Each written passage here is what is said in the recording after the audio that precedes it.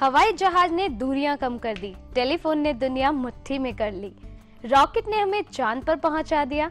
यानी कि समय की गति को जितना हो सकता था हमने पकड़ने की कोशिश करी, लेकिन जब अपने शरीर पर बात आई तो वह भी तेजी से बुढ़ापे की ओर कदम बढ़ाने लगा। मतलब 25 साल का नौजवान 50 साल का लगने लगा। कमर झुक गई, आंखों पर चश्मा लग गया, इधर उधर के विज्ञापन पढ़कर, ताकत की दवाइयां खाकर चेहरे का नूर वापस लाने की कोशिश में लग गया।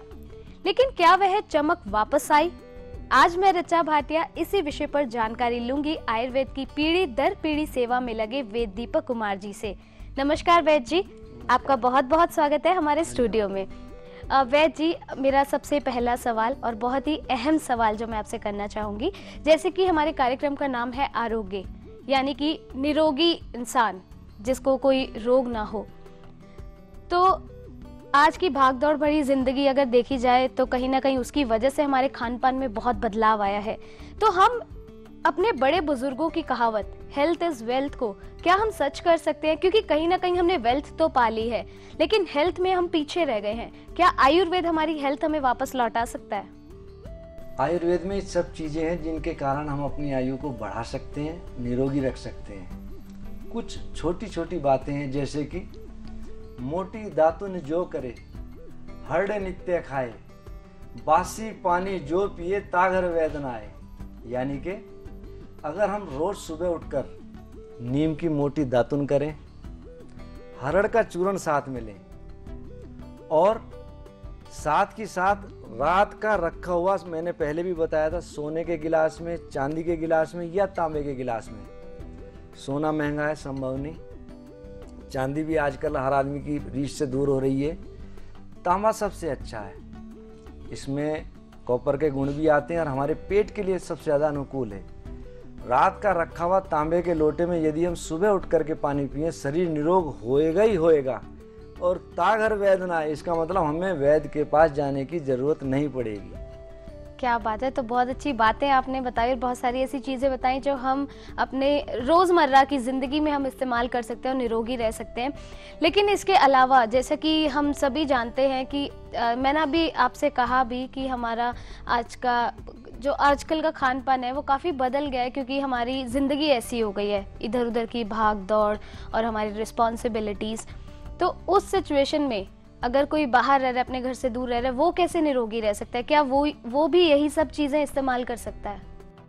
त्रिफला लगभग हर घर में मिल जाता है, हर जगह मिल जाता है, हर समाज में मिल जाता है। दूसरा, हम ये देख रहे हैं आजकल जंक फूड और कोलाज ये ज़्यादा मात्रा में हमारे पेट में जा रही हैं। और कुछ ऐसे फलों के रस जिनके अंदर प्रिजर्वेटिव की मात्रा ज़्यादा है।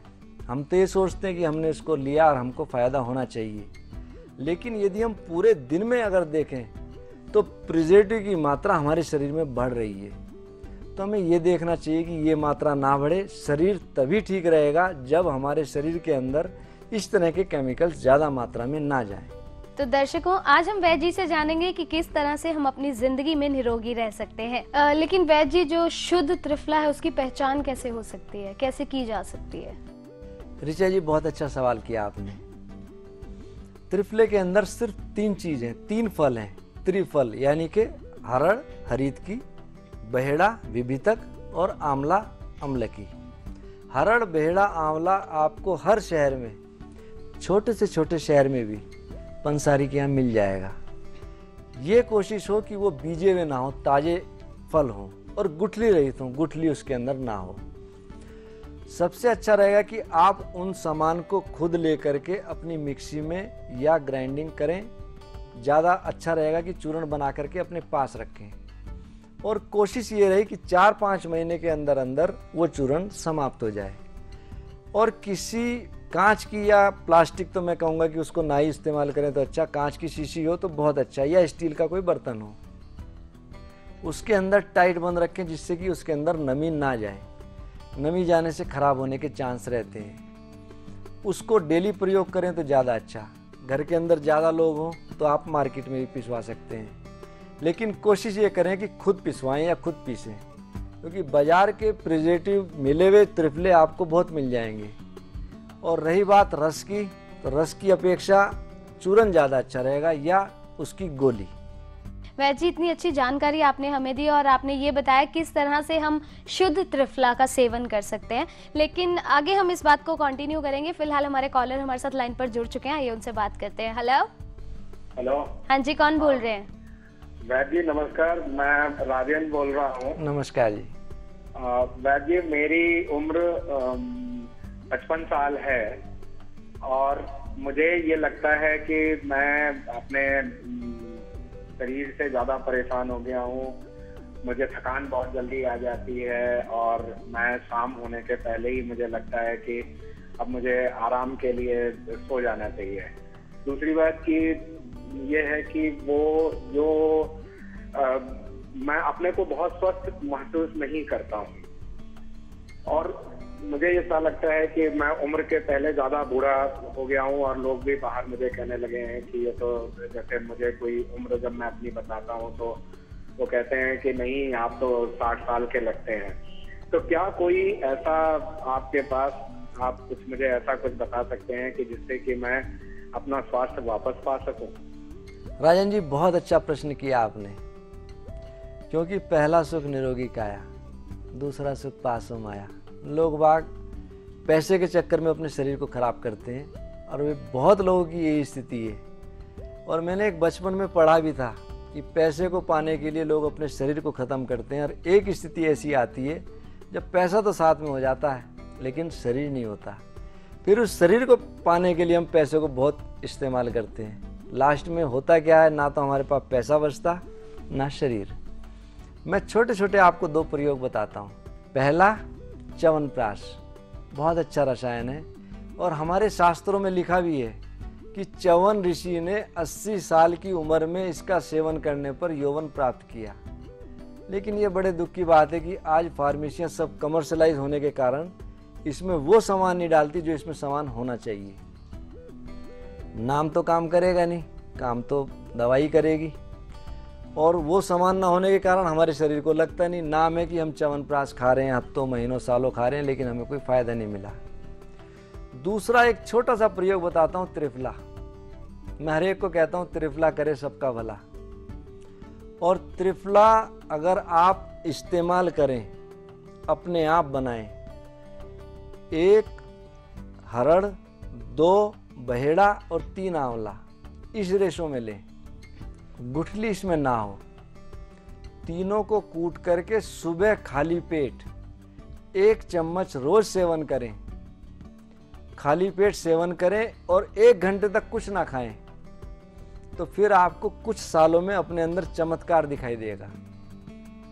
लेकिन इसका एक नियम है, अप्रैल और मई में 1 चम्मच त्रिफला और 1/6 भाग शहद मिला करके सेवन करें जल के साथ, और 1 घंटे कुछ नहीं लेना। जून और जुलाई सेवन करें 1 चम्मच त्रिफला और 1/6 चम्मच गुड़। इसको इसी प्रकार सेवन करें, 1 घंटे कुछ नहीं लेना पानी के साथ सेवन करने पर।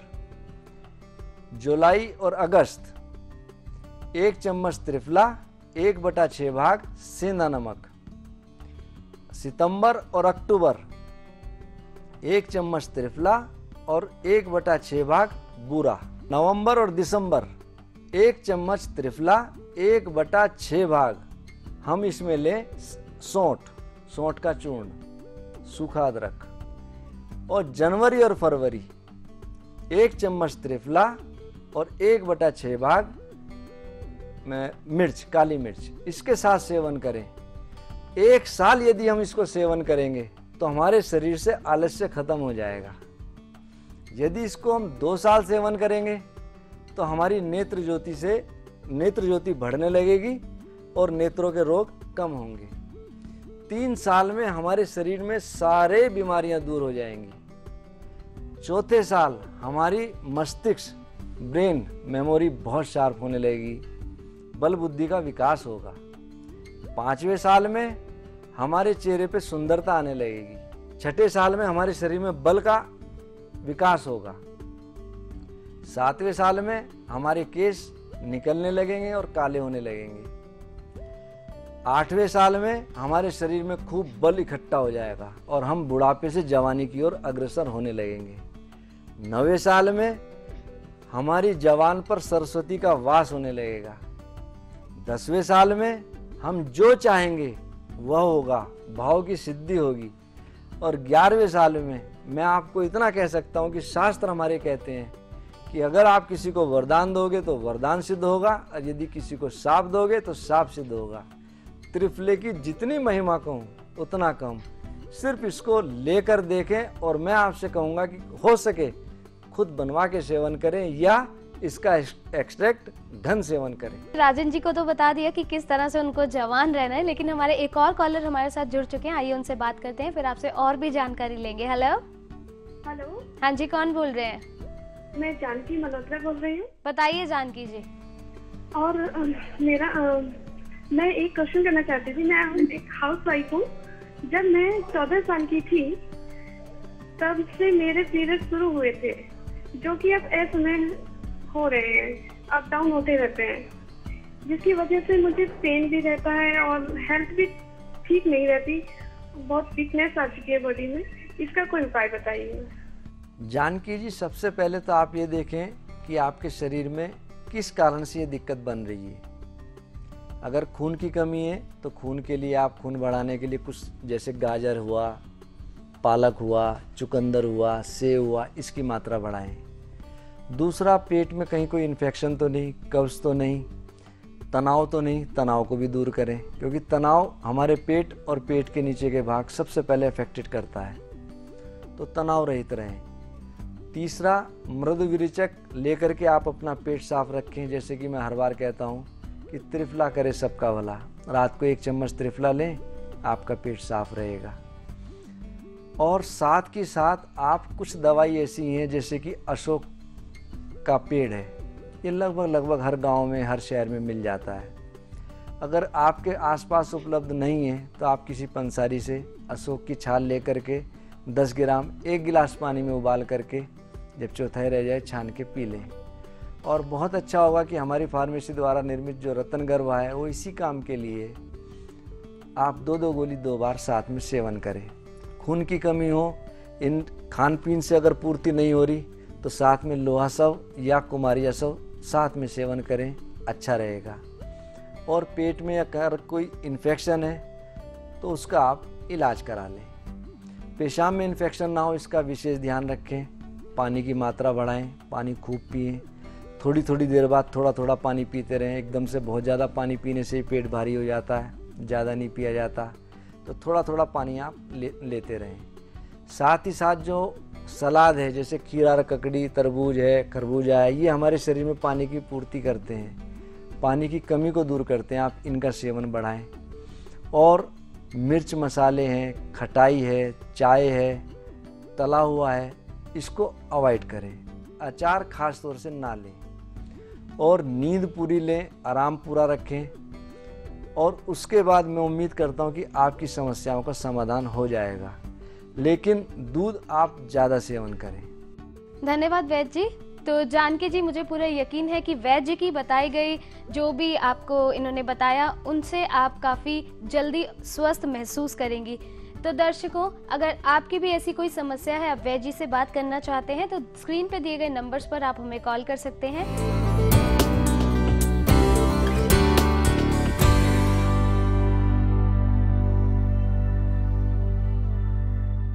फिलहाल वक्त है एक छोटे से ब्रेक का। ब्रेक के बाद लौटेंगे कुछ नई जानकारियों के साथ।